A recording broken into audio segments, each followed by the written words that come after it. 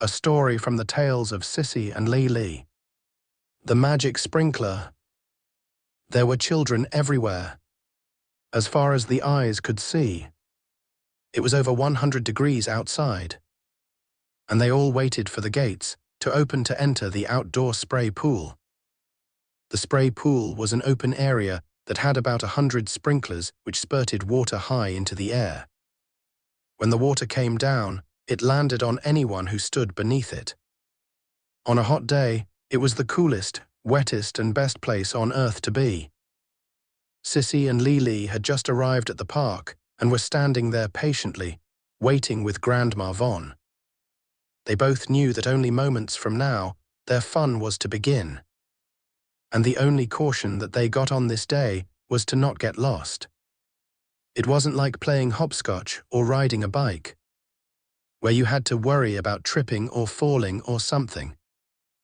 The only thing that you had to do here was just get wet, laugh and let the cool water wash away all the summer heat from your back, from your neck, from your shoulders and your legs.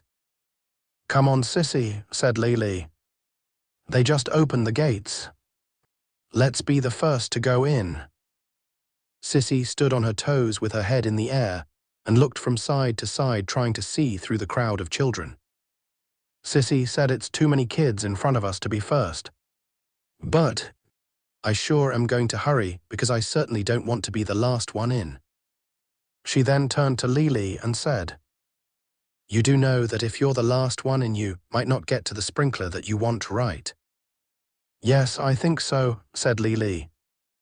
"Cissy, do you think we'll get to go to that same sprinkler that we had last year?" "I don't know, but I sure am going to look for it. Hold my hand and remember Leele. Don't let go for any reason. I want you to hold my hand tight too, Cissy." Cissy took a firm grip on her sister's hand. She then looked down at her and said, "Since you're small, I've got to tell you that it's easy to get lost here. You'll end up having so much fun that you'll start spinning around and jumping up and down and soon lose track of what time it is and where everybody is. So be sure to be careful." Leele looked a little worried. She then said, "I'm getting scared, Cissy. I don't want to get lost." "I'm sorry," said Cissy. "I didn't mean to scare you. I just wanted to let you know that we have to be really careful. It's what Grandma calls being responsible." All the time, Grandma Von looked on, listened and smiled. Leele looked at her sister and said, "What does responsible mean, Cissy?" "It means that we have to always look around to make sure that we can see Grandma. Always keep her in your sight." "But why?" "So that she can make sure that no harm comes to us." The young Leele then said, "How can harm come to us, Cissy, if we're out here playing in the water with other kids?" "Well, you could get yourself lost." Leele thought about it for a while and in her mind, she kept saying to herself, "I'm looking for Grandma, I'm not going to get lost. I'm looking for Grandma, I'm not going to get lost."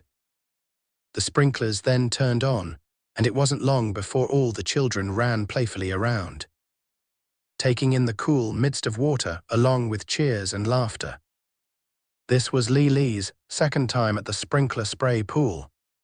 But the magic of the sprinkler made her feel like she had never been there before. "This is great. This is great," could be heard as she called out. "I love cool water on my face. This is great," as she was spinning around and enjoying herself getting wet. It wasn't long before time had quickly passed, when tiredness came over her and she started to get hungry. She looked around but did not see either Cissy or Grandma Von in sight. "Cissy, Cissy, where are you? Cissy, are you there?" she called out.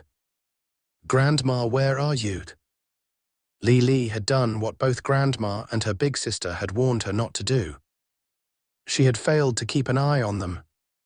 "Grandma, Grandma, are you there? Cissy, Cissy, where are you?"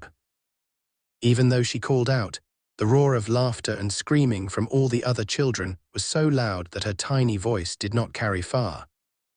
It seemed that neither Grandma Von nor Cissy could hear her. Leele could hold back her sadness no longer. She began crying. She felt all alone and lost. As she stood there hoping to be found, it wasn't long before a caring hand touched her shoulder. It was that of Grandma Von, and right beside her stood Big Sister Cissy. Even though she did not see them, they had kept an eye on her the whole time, and even saw her when she began to cry. "I thought I was lost, Grandma. I was scared." "There's no reason to be scared, honey. We're right here for you."